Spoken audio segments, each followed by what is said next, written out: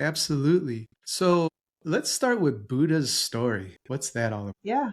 Buddha is one of the many young people that we've had the privilege of getting to know over the course of doing work with lots of different schools and districts in New England. And he came our way.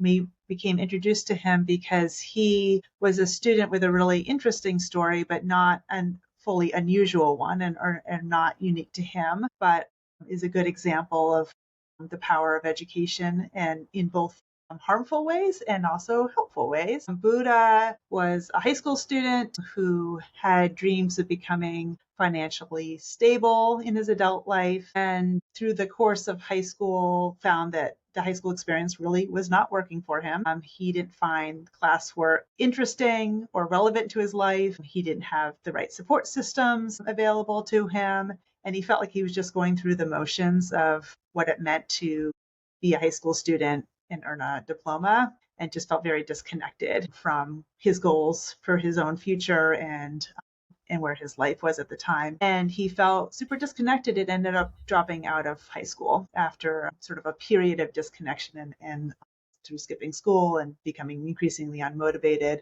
eventually did drop out of high school. Hmm, And but that's not where his story ends, thankfully. right. He became connected with a school that was working hard to think about and implement coursework that which was much more relevant, rigorous, really thinking about not only what it takes to graduate students and check that box, but more about what does it take to really prepare young people for the lives that they want to live and so that they have choice filled lives, that doors are open to them.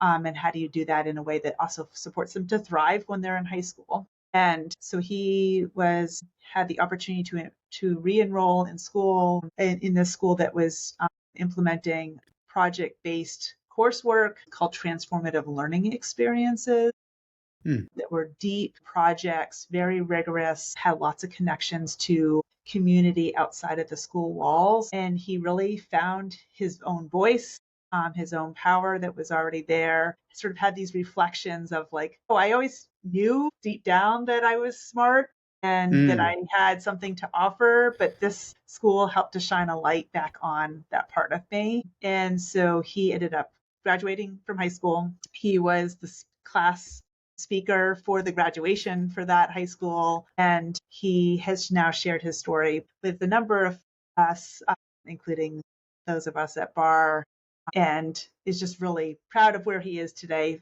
and really gives most of that credit to having the right school experience, that it was, that he became disconnected and was able to move through that based on the opportunities that were provided for him from a new school experience. So just speaks to the incredible power of a school. Like I said, both in sort of the negative potential power of like if things aren't going well, how much that can impact a young person, and then on the flip side, if things are singing in a way that feels both purposeful and challenging and that it's leading to other opportunities in life, that it can be incredibly positively powerful. And that's what happened to Buddha in the end of the story.